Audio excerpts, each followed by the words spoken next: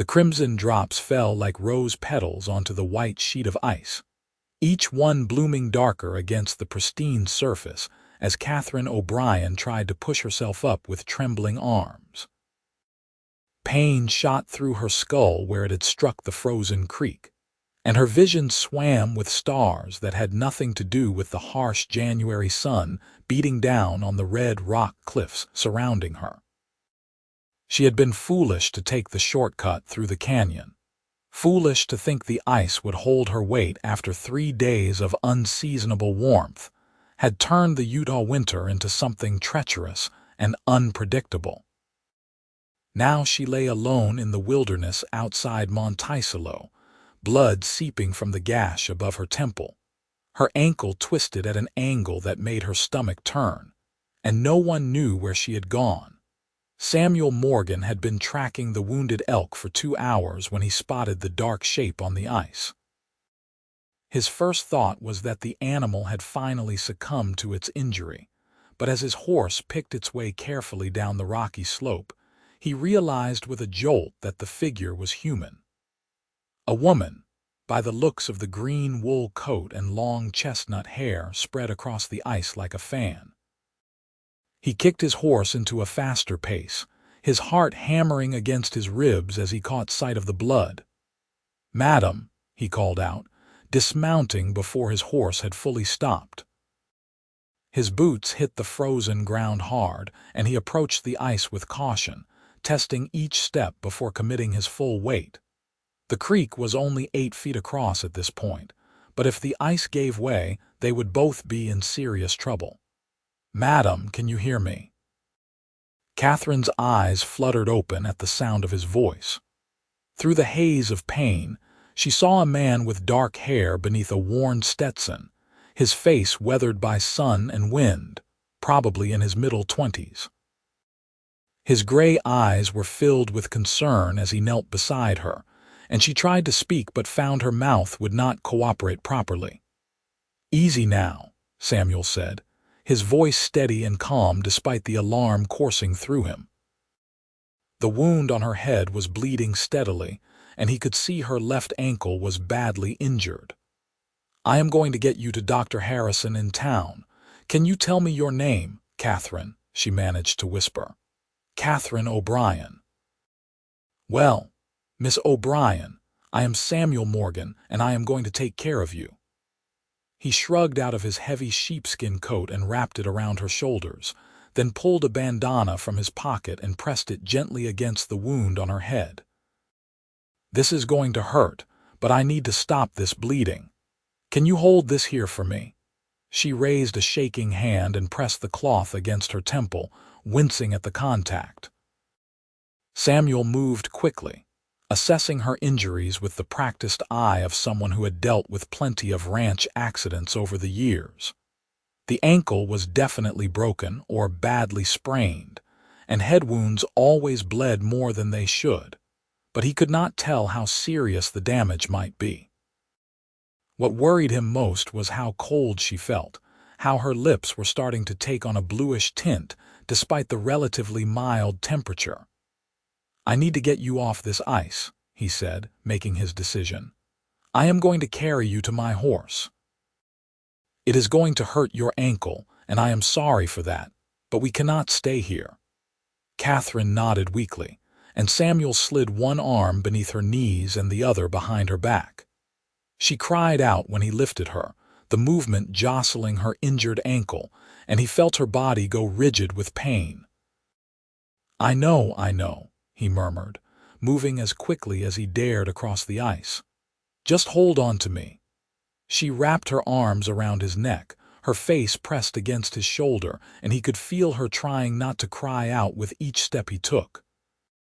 His horse, a steady sorrel gelding named Copper, stood waiting on solid ground, and Samuel thanked Providence that he had trained the animal to stand ground-tied.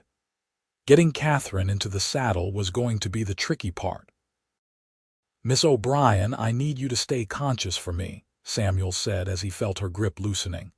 "Talk to me. Tell me what you were doing out here." "Taking a shortcut," she whispered. From the Henderson Ranch, I teach their children. Thought I could save time getting back to town." Samuel felt a flash of recognition. He had heard about the new schoolteacher who had arrived in Monticello last autumn, a young woman from back east who had taken a position as a private tutor for some of the outlying families. He had never seen her himself, spending most of his time at his family's cattle ranch 15 miles north of town, but his sister had mentioned her with approval at Christmas dinner. "Well, that was not your best decision," he said, trying to keep his tone light as he reached his horse. "But we all make mistakes. I once tried to ford a river during spring runoff and nearly got myself and my horse killed. My father did not let me forget that one for years." He saw the corner of her mouth twitch, almost a smile, and felt encouraged. He maneuvered her carefully, draping her across the saddle on her stomach since sitting upright would be too painful for her ankle. It was not dignified, but dignity was less important than survival right now. He swung up behind her, settling her as gently as he could so that her injured leg was supported, then wrapped one arm securely around her waist to keep her steady. "How far to town?" Katherine asked, her voice muffled against the saddle. 15 miles, give or take." Samuel turned Copper's head toward the trail that would take them back to the main road. "Going to take us about 3 hours at the pace we can manage. Doc Harrison will fix you up good as new. 3 hours." Katherine closed her eyes against the wave of nausea that swept through her. She was not sure she could last 3 hours. The pain in her ankle was a constant throb, and her head felt like it was being split open with an axe. But the man holding her seemed confident and capable, and she had no choice but to trust him. Samuel kept up a steady stream of conversation as they rode, partly to keep Katherine conscious and partly to distract himself from his own worry. He told her about his family's ranch, about the new calves they were expecting in the spring, about his younger sister who wanted to become a nurse, despite their mother's protests, that it was not suitable work for a lady. Katherine listened, occasionally asking questions in a weak voice, and Samuel was grateful for every word she spoke because it meant she was still with him. The sun climbed higher as they traveled, and the temperature rose into the 40s, warm for January even in southern Utah. The ice that had nearly killed Katherine was melting everywhere, dripping from the red sandstone cliffs and turning the trails to mud. Samuel had to pick their route carefully, avoiding places where Copper might slip or stumble. Every jolt made Katherine gasp with pain, and each sound felt like a knife to his gut. "Tell me about teaching," he said when they had been riding for an hour and her responses were starting to slow. "Why did you come all the way out here from back east?" Katherine was silent for so long that Samuel thought she might have lost consciousness, but then she spoke, her words slightly slurred. "Wanted adventure, wanted to see the West. My parents thought I was crazy, maybe I am." "Not crazy," Samuel said firmly. "Brave. It takes courage to leave everything you know and come to a place like this." "Does it take courage or just foolishness?" she asked, and he heard something bitter in her tone. "Look where it got me." "It got you a good teaching position and a whole community that appreciates you," Samuel countered. "My sister says you have done wonders with the Henderson children. They could barely read before you came, and now young Thomas is working his way through Treasure Island." "You are just saying that to keep me awake," Katherine murmured, but he could hear a note of pleasure in her voice. "I am saying it because it is true."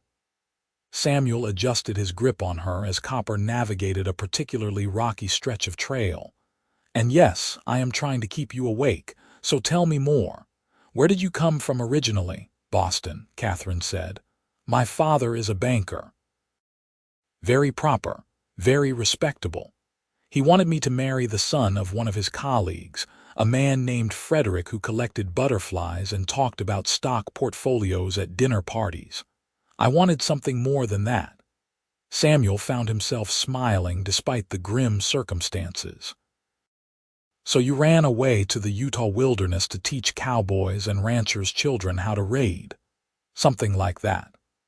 Her voice was getting weaker again, and Samuel felt a surge of fear. They were only halfway to town, and she was fading. "Stay with me, Katherine," he said urgently, using her first name without thinking. "Tell me about your best student. Who is your favorite?" "Shouldn't have favorites," she mumbled. "Not proper." "Nobody said you have to be proper out here. Come on, tell me." "Sarah Henderson," Katherine whispered. "She is 8 years old and she wants to be a veterinarian. She asked me if girls could do that, and I told her they could do anything they set their minds to." She paused, breathing hard. Her father was not pleased when she told him that. "Well, you were right to tell her," Samuel said firmly. "The world is changing. Women can do more than they used to. Look at you out here teaching, making your own way." "Making my own way right into a frozen creek," Katherine said, and Samuel was relieved to hear a trace of humor in her words. That could have happened to anyone. Last winter, 3 cowboys from the Circle T Ranch fell through ice on the San Juan River. 2 of them made it out, but 1 caught pneumonia and nearly died. Ice is treacherous, especially when the weather shifts like it has been. They rode on through the afternoon, the landscape shifting from narrow canyons to more open terrain. Samuel recognized landmarks that told him they were getting closer to Monticello, but the miles seemed to stretch on forever. Katherine had grown quiet again, her breathing shallow and rapid, and he could feel fever starting to build in her body. The head wound had stopped bleeding, but he worried about what damage might have been done inside, where he could not see. "Almost there," he murmured, as much to himself as to her. "Just a few more miles, Katherine, you can make it." "Samuel," she whispered, and hearing his name on her lips sent an unexpected warmth through his chest. "Thank you for finding me." "Best thing I did all week," he said, trying to keep his voice light. "Elk tracking is overrated anyway." She made a sound that might have been a laugh, and he felt her hand reach up weakly to grasp his arm where it was wrapped around her waist. Her fingers were cold, and he covered them with his free hand, trying to share his warmth. The sun was starting its descent toward the western horizon when the buildings of Monticello finally came into view. The small town looked like paradise to Samuel at that moment. Its simple wooden structures and wide dirt streets, the most beautiful sight he had ever seen. He urged Copper into a faster trot, ignoring Katherine's muffled cry of pain, because getting her to the doctor was more important than her temporary discomfort. Dr. Harrison's house and office sat on the eastern edge of town, a neat white building with green shutters and a sign hanging from the porch. Samuel barely waited for Copper to stop before he was sliding down from the saddle, gathering Katherine carefully into his arms. She had lost consciousness somewhere in the last mile, her head lolling against his shoulder, and fear clawed at his throat. "Doc," he shouted, kicking at the door since his hands were full. "Doc Harrison, I need help." The door swung open to reveal a gray-haired man in his 50s, his shirt sleeves rolled up and spectacles perched on his nose. Dr. Michael Harrison took one look at the woman in Samuel's arms and stepped back, gesturing toward the examination room. "Bring her in here." "What happened?" "Fell on ice, hit her head. Ankle is broken or badly sprained," Samuel rattled off as he carried Katherine through the doorway and laid her gently on the examination table. "Found her about 3 hours ago in the canyon north of town. She has been in and out of consciousness the whole ride back." Dr. Harrison was already examining the wound on Katherine's head, his fingers gentle but thorough. "Head wounds bleed worse than they are sometimes, but she has a nasty concussion. The ankle is definitely broken, clean break by the feel of it. You did right bringing her in, Morgan." Another hour or two out there in her condition, and we might have lost her. Samuel felt his knees go weak at those words, and he grabbed the edge of the table to steady himself. He had not realized how terrified he had been until this moment, when the immediate crisis was passing into someone else's capable hands. "She is going to be all right. She will be," Dr. Harrison said, already preparing his instruments. "But she is going to need to stay here for a few days so I can monitor that head injury. You can wait outside if you like, or you can make yourself useful and help me. I need to set this ankle, and it would be good to have another pair of hands." "I will help," Samuel said immediately. He had assisted with difficult calvings and foalings back at the ranch, had helped patch up cowboys after accidents. He could handle this. The next hour was one of the longest of Samuel's life. Katherine regained consciousness when Dr. Harrison set her ankle, her screams echoing through the small office, and Samuel had to hold her shoulders down while she thrashed against the pain. Tears streamed down her face, and he found himself murmuring words of comfort, telling her it would be over soon, that she was doing great, that she was brave and strong. When it was finally done and the doctor had wrapped her ankle in a plaster cast, Katherine collapsed back against the pillow, her face pale as milk except for the angry red marks where tears had tracked through the dust on her cheeks. "The worst is over," Dr. Harrison said, washing his hands in a basin of water. "I am going to give her something for the pain, and she needs to rest. Head injuries are tricky things. She might have some memory problems for a while, maybe some headaches and dizziness. But she is young and healthy, and I expect she will make a full recovery." Samuel nodded, unable to take his eyes off Katherine's face. In sleep, she looked younger than he had thought, probably no more than 22 or 23. Her dark hair was matted with blood and dirt, and there were scratches on her hands and face from her fall, but he thought she was the most beautiful thing he had ever seen. The realization shocked him. He barely knew this woman, had spent only 3 hours with her, most of that time with her barely conscious. But something had shifted in him during that ride, something fundamental and undeniable. "You can stay if you want," Dr. Harrison said, watching him with knowing eyes. "I've got a chair you can pull up beside the bed." "Thank you," Samuel said quietly. "I will stay." Katherine drifted in and out of sleep throughout the night, sometimes crying out from nightmares, sometimes simply stirring restlessly.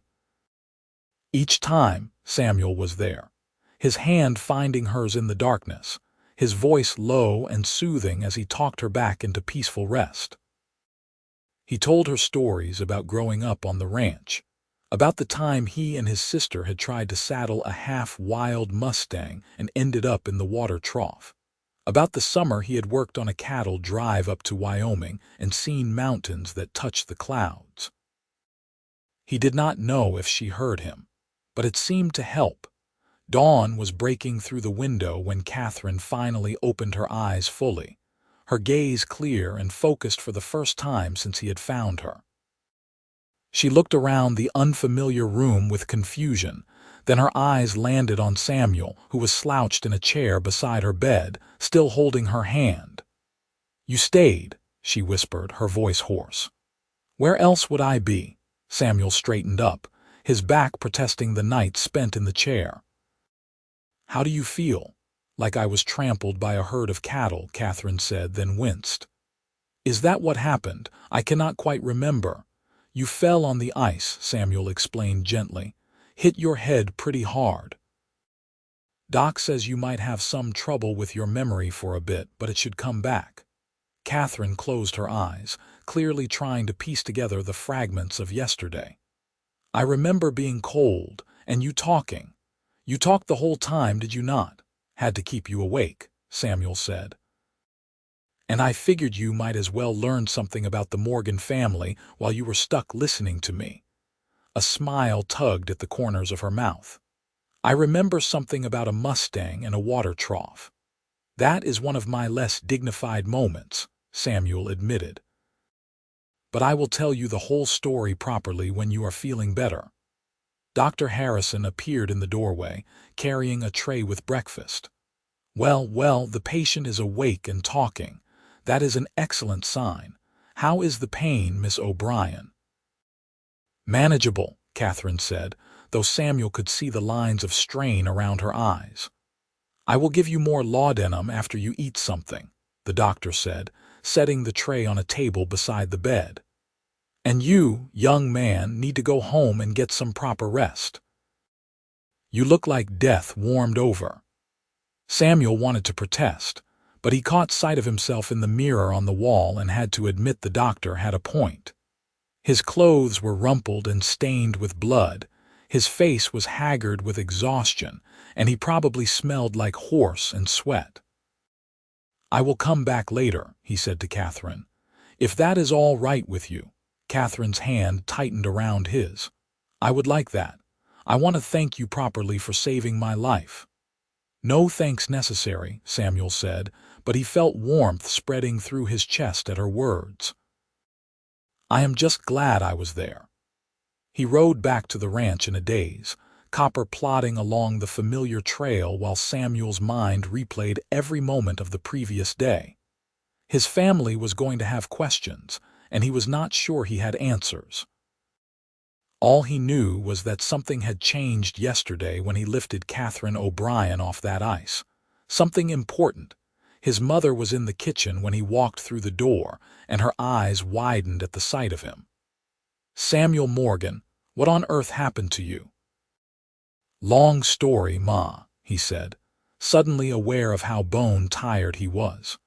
Found a woman injured in the canyon yesterday, had to carry her to Doc Harrison. She is going to be all right, but it took all night to get her stable. His sister Margaret appeared from the parlor, her eyes bright with curiosity. A woman? Who was it? Katherine O'Brien, the new schoolteacher. Margaret's expression shifted to one of concern. Oh no, Miss O'Brien, is she badly hurt? Broken ankle, concussion. Doc says she will recover, but she needs to rest. Samuel headed toward the stairs, desperate for his bed. I am going to sleep for a few hours, and then I need to go back to town. Samuel, his mother called after him. That was a good thing you did, son. Very good. He nodded and climbed the stairs, but he was not thinking about being good. He was thinking about the way Katherine's hand had felt in his, the sound of her voice saying his name, the fierce protectiveness that had surged through him when he saw her lying helpless on that ice.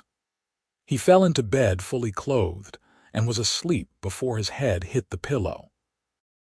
When he woke, the sun was high in the sky and he could hear voices downstairs. He cleaned himself up, changed into fresh clothes, and headed down to find his father and two of their ranch hands in the kitchen, discussing plans for moving some cattle to a different pasture. His father, Robert Morgan, looked up as Samuel entered. Your mother told me what happened yesterday, Robert said. That was good work, son. Woman would have died out there if you had not found her. Just did what anyone would do, Samuel said, accepting the plate of food his mother thrust into his hands. Not anyone, his father corrected. Takes a cool head and a strong back to carry someone 15 miles. You should be proud.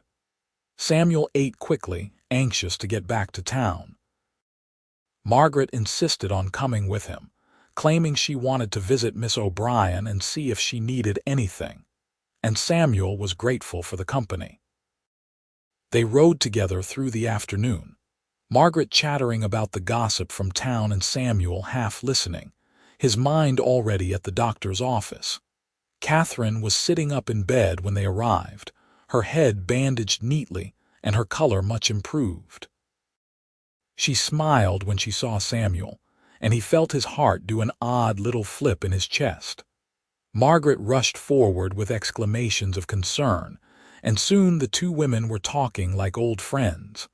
Samuel stood back, content to watch and listen. Your brother is a hero, Katherine was telling Margaret. I would not be here if not for him.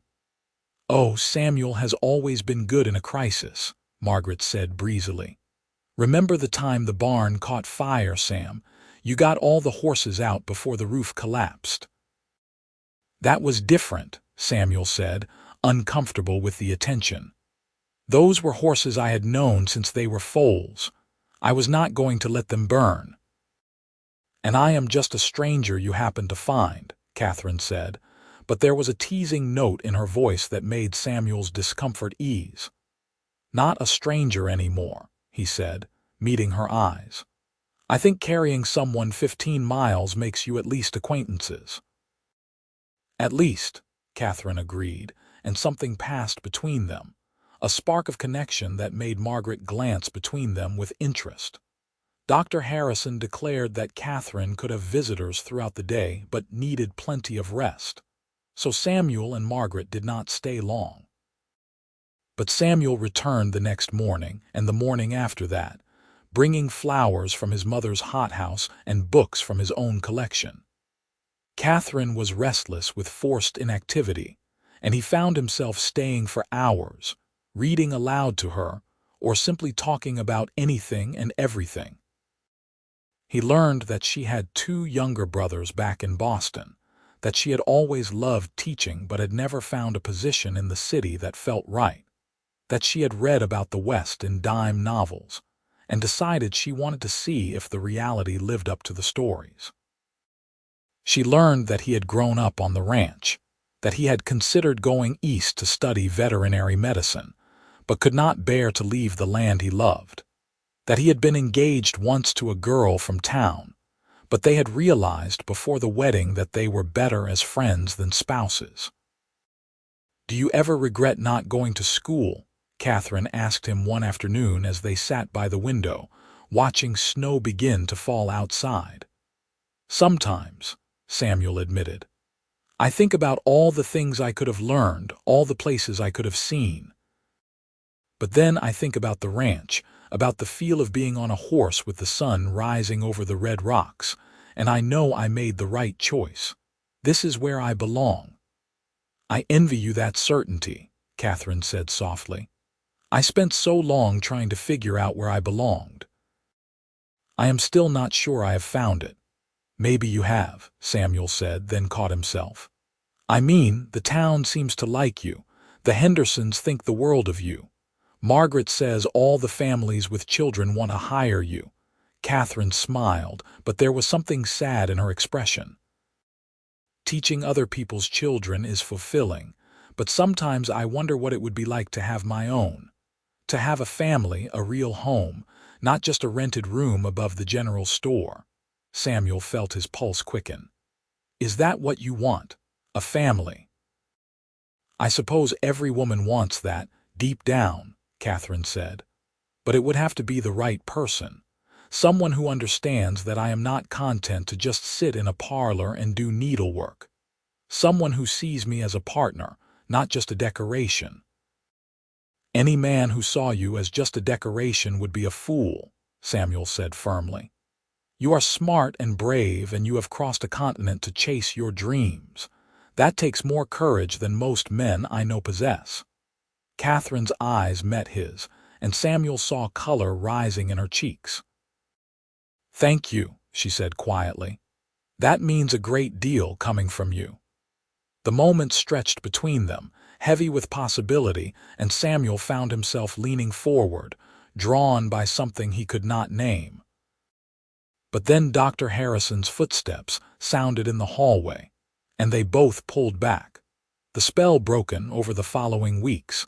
As Katherine healed and grew stronger, Samuel found excuses to be in town nearly every day. He helped her when she was finally allowed to move around on crutches, offering his arm for support as she took her first painful steps. He brought her books and newspapers, keeping her connected to the world outside the doctor's office. And they talked, endless conversations that ranged from philosophy to politics to the simple pleasures of everyday life.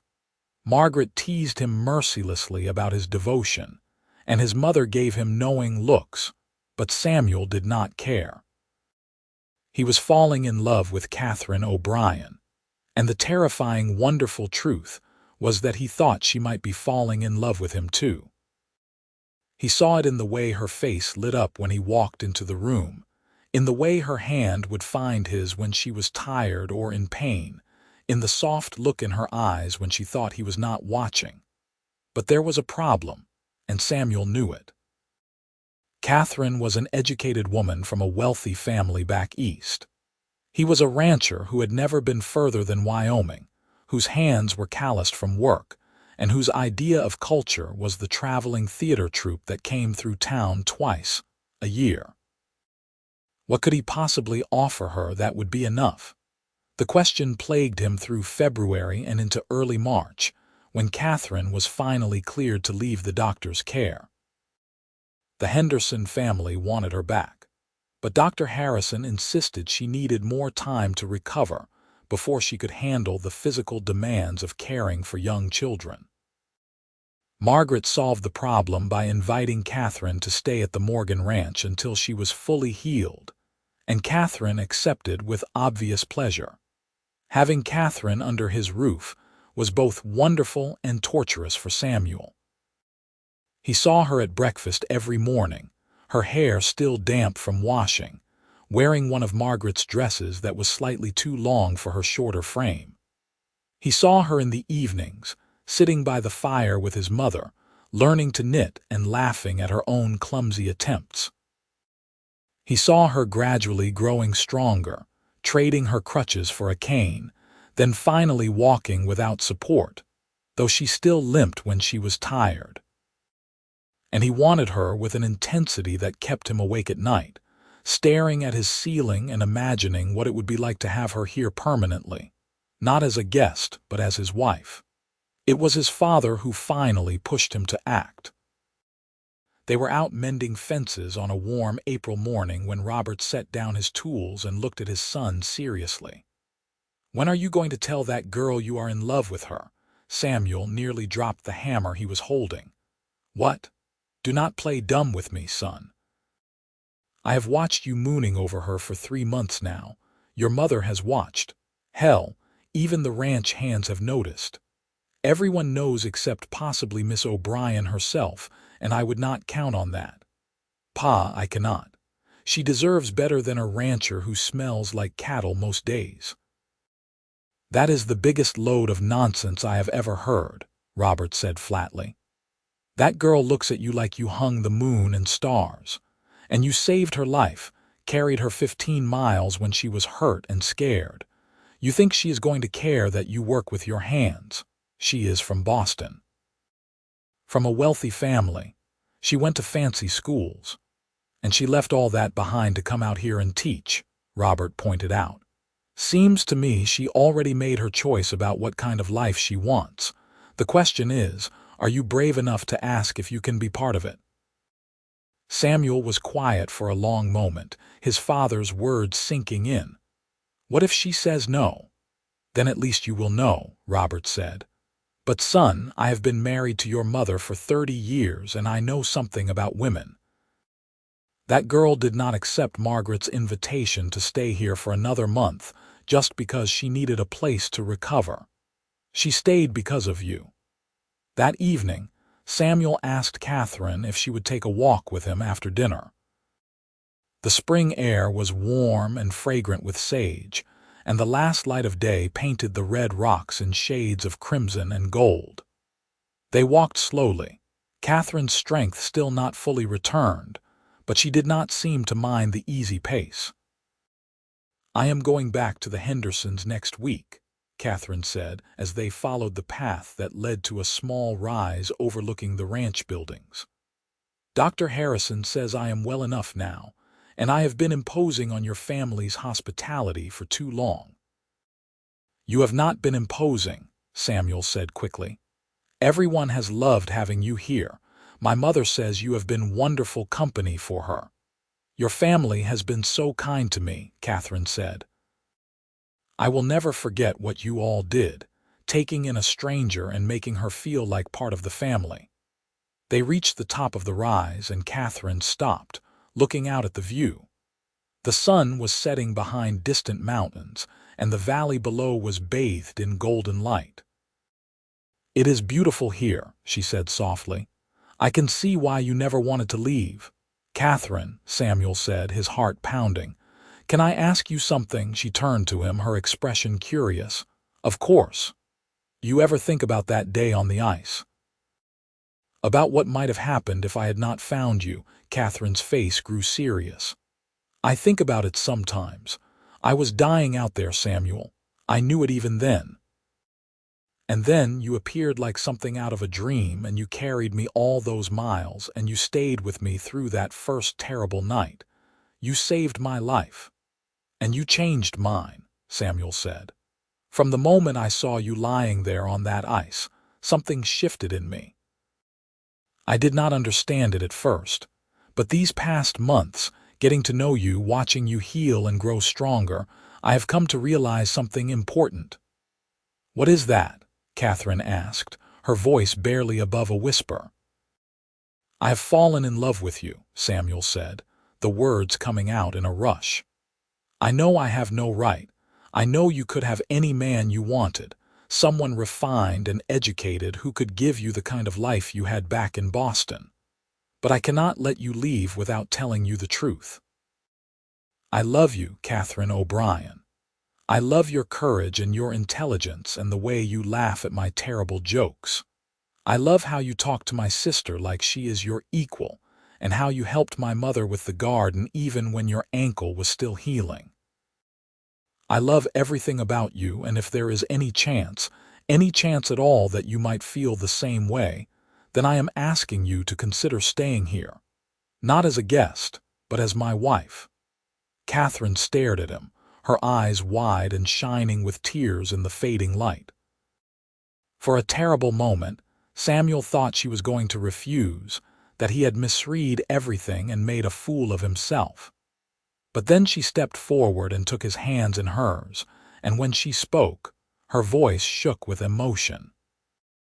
"Samuel Morgan, I have been in love with you since I woke up in that doctor's office and found you holding my hand, even though you barely knew me.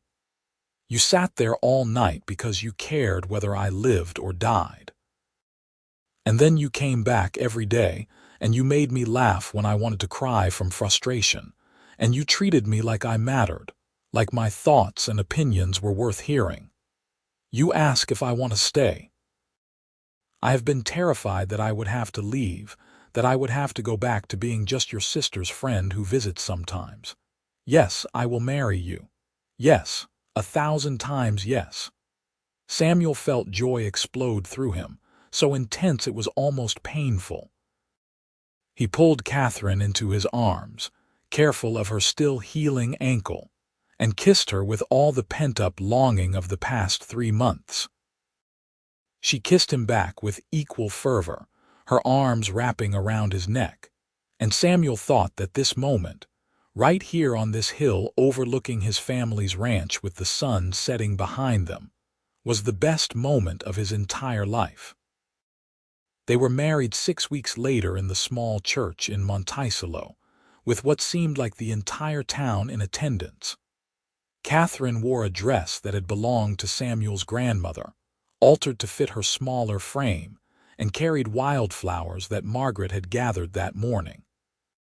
Samuel wore his best suit and could not stop grinning like a fool as Katherine walked down the aisle on his father's arm, her limp barely noticeable now. Dr. Harrison attended the wedding, joking that he ought to charge a matchmaking fee along with his medical services. The Henderson family came, bringing their children, who presented Katherine with a hand-drawn picture of her and Samuel. Even some of the other ranch families who had hired Katherine as a tutor made the trip to celebrate with them. After the ceremony, there was a reception in the church hall with food and music and dancing.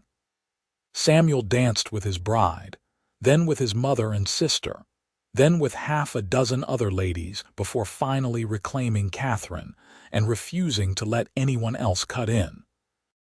She laughed and protested that he was being rude, but he could see she was pleased. "I am not letting you out of my sight," he declared. I waited too long to have you as my wife, and now I plan to be thoroughly selfish about it." "I suppose I can live with that," Katherine said, resting her head against his shoulder as they swayed to the music. "Though you may regret it when you realize how stubborn I can be." "I already know how stubborn you are," Samuel countered. "You insisted on walking without your cane 2 weeks before the doctor said you should. You decided you were going to teach the ranch hands to read whether they wanted to learn or not. Stubbornness is one of the things I love about you." "Good," Katherine said. "Because I am never going to stop being myself, not even for you." "I would not want you to," Samuel assured her. "I fell in love with exactly who you are." They spent their wedding night at the ranch house, in Samuel's room that had been thoroughly cleaned and redecorated by his mother and sister. The next morning, they woke early and rode out together to watch the sunrise from the hill where Samuel had proposed. Katherine sat in front of him on the saddle, wrapped in his coat against the cool morning air, and they watched the sky turn from deep purple to pink to gold. "I never imagined my life would turn out like this," Katherine said softly. "When I left Boston, I thought I was just running away from a future I did not want. I did not realize I was running towards something so much better." "I am glad you fell on that ice," Samuel said, then immediately corrected himself. "No, that is a terrible thing to say. I am glad I was there when you needed someone. I am glad I got the chance to know you." "I am glad too," Katherine said. "Even though I wish there had been a less painful way for us to meet." "Well, if we ever have children, we will have a hell of a story to tell them about how their parents fell in love," Samuel said, then felt himself flush. "I mean, if you want children, we have never actually talked about that." Katherine turned in the saddle to look at him, her eyes soft. "I want children. I want a whole house full of them, running wild on this ranch, learning to ride and read and think for themselves. I want to build a life with you, Samuel. A real, full, messy, wonderful life." "Then that is exactly what we will do," Samuel promised, and kissed her as the sun broke over the horizon, flooding the valley with light. The first year of their marriage was an adjustment for both of them. Katherine had to learn the rhythms of ranch life, the early mornings and hard work, the isolation of being miles from town. But she threw herself into it with characteristic determination, learning to help with the animals, taking over much of the ranch bookkeeping, and continuing to teach children from neighboring ranches who came to the Morgan place for lessons twice a week.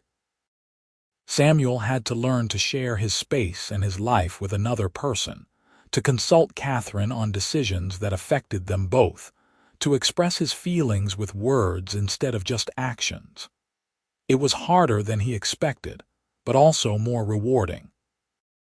Coming home to find Katherine waiting for him, having someone to talk to about his day, waking up beside her every morning, these small domestic pleasures filled him with a contentment he had never known before.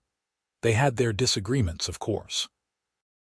Katherine thought Samuel was too stubborn about modernizing the ranch, too set in his ways. Samuel thought Katherine pushed herself too hard, taking on more teaching responsibilities than she could handle. They argued about money and priorities and where to spend holidays. But they always worked through it, talking until they found compromise, and Samuel learned that making up after a fight was one of the best parts of being married. In the spring of their second year together, Katherine told him she was pregnant. Samuel was so overjoyed that he picked her up and spun her around, forgetting in his excitement to be careful. She laughed and scolded him and made him promise not to treat her like she was made of glass for the next 7 months. "I am perfectly healthy," she insisted. "Women have been having babies since the beginning of time. I am not going to break." But Samuel could not help being protective, especially given how their relationship had started with her injured and helpless. He worried constantly, drove Katherine and his mother both crazy with his hovering, and practically wore out the trail to town, checking with Dr. Harrison about every little concern. Their son was born in December, a squalling red-faced infant with a surprisingly loud voice. Samuel held him for the first time and felt his entire world shift again, the way it had when he first found Katherine on that ice. They named him Robert, after Samuel's father, and added Thomas as a middle name for Katherine's youngest brother. Katherine proved to be a natural mother, patient and loving but also firm when needed. Samuel was terrified at first, convinced he would somehow break this tiny, fragile creature, but Katherine guided him through it with humor and grace. They took turns walking the floor with Robert when he cried at night, and Samuel discovered that singing old trail songs in a low voice was remarkably effective at soothing a fussy baby. The ranch thrived under their combined management. Katherine's education and business sense combined with Samuel's practical knowledge and hard work created a partnership that was more effective than either could have been alone. They expanded their herd, improved their breeding stock, and became known throughout the region for the quality of their cattle. Katherine continued to teach, though she reduced her hours after Robert was born. She converted one of the unused bedrooms into a proper schoolroom and held classes 3 days a week for children from neighboring ranches. Parents paid what they could, sometimes in money but often in goods or services, and Katherine never turned away a child whose family could not afford to pay. 2 years after Robert was born, Katherine gave birth to twin girls, whom they named Lily and Rose. Samuel was terrified all over again, convinced that having 3 children under the age of 4 was going to kill them both. But somehow they managed, with help from Margaret, who had decided not to marry and instead opened a small medical practice in town, having finally convinced their parents to let her study with Dr. Harrison. The twins were complete opposites from the start. Lily was quiet and thoughtful, content to sit with a picture book for hours. Rose was wild and fearless, climbing everything in sight and giving her parents heart attacks on a regular basis. Robert, at 3, took his role as big brother seriously, trying to keep his sisters out of trouble and usually ending up in trouble himself. Samuel loved watching Katherine with their children, teaching them to read and ride, bandaging scraped knees, and telling them stories at bedtime. She had found her place in the world, he realized.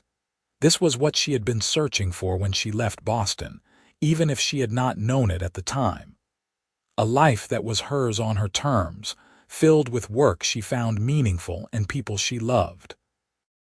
On their 10th anniversary, Samuel surprised Katherine by taking her back to the canyon where he had found her.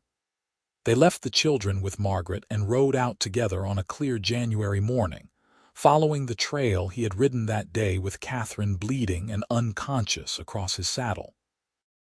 The creek was frozen again, covered in a sheet of ice that looked deceptively solid. Samuel helped Katherine dismount, and they stood together looking at the spot where their lives had intersected so dramatically.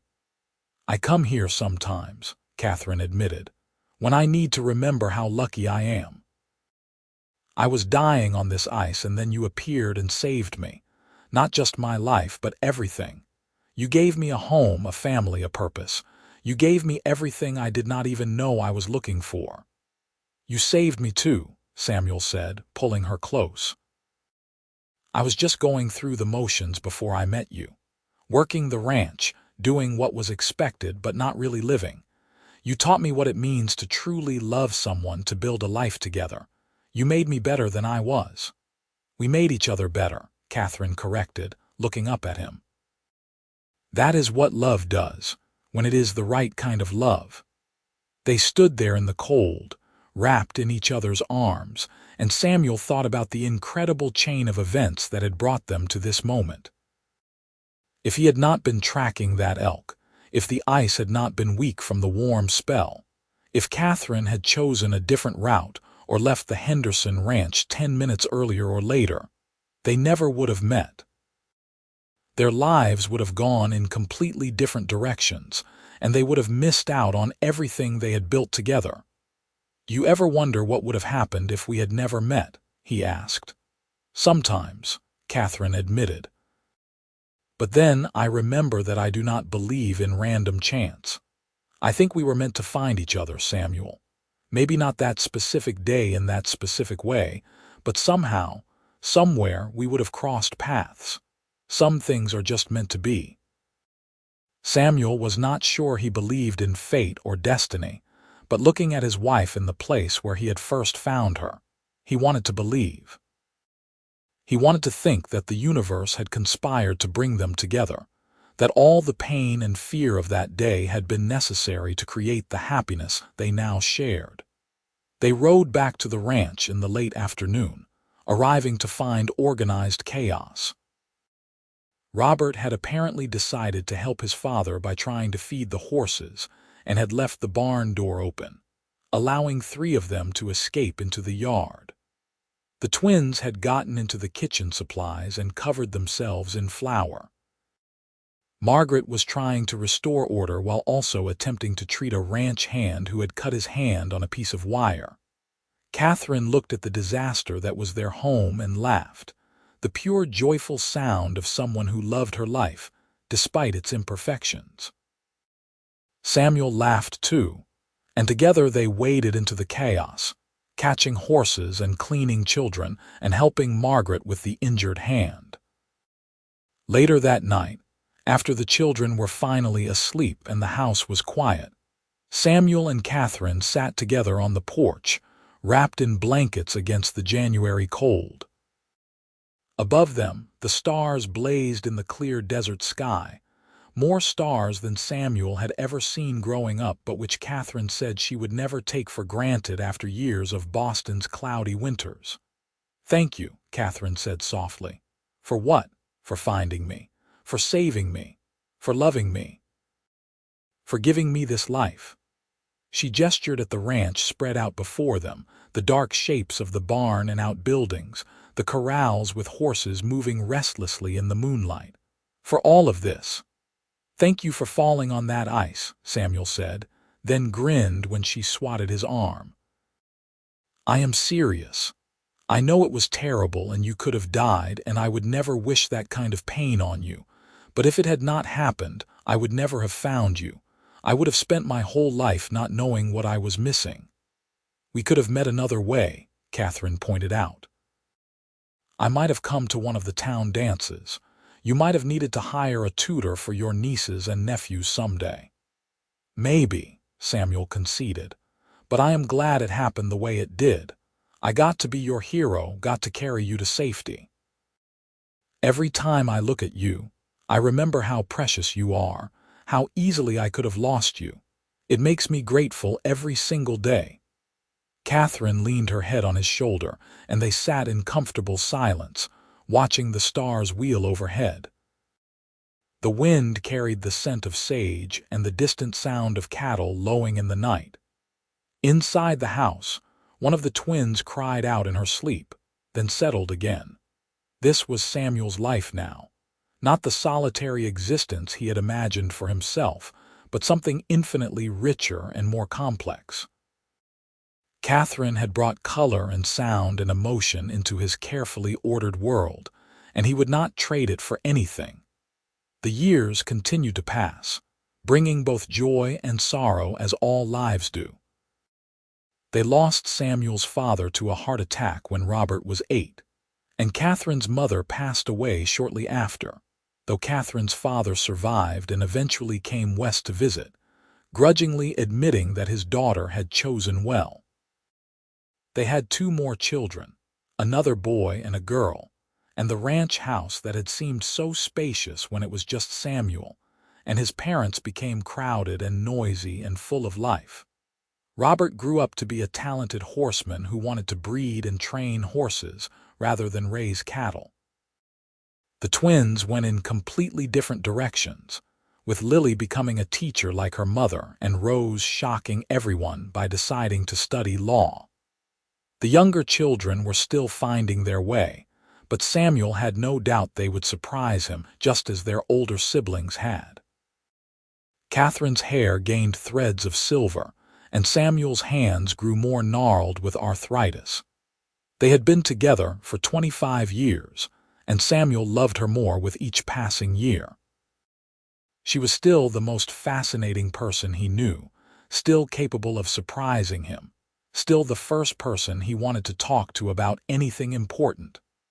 On the 25th anniversary of the day he found her, they rode out to the canyon again.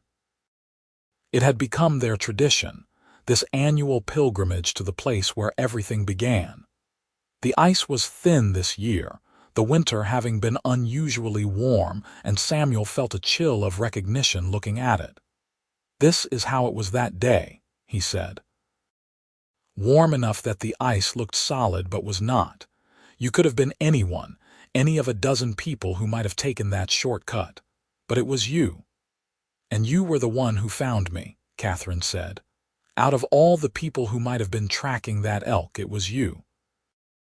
"I do not think I ever asked, did you catch it? The elk you were following?" Samuel laughed. "No, I forgot all about it the moment I saw you. For all I know, it is still out there somewhere, living its best life." "So I saved the elk's life by nearly dying," Katherine said with amusement. "That is something, I suppose." "You saved more than the elk," Samuel said seriously. "You saved me from a half-life, from going through the motions without really feeling anything. You taught me what it means to be truly alive."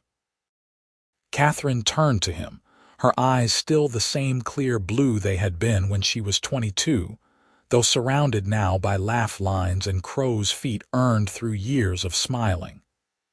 "We saved each other, my love. That is what we do. That is what we have always done."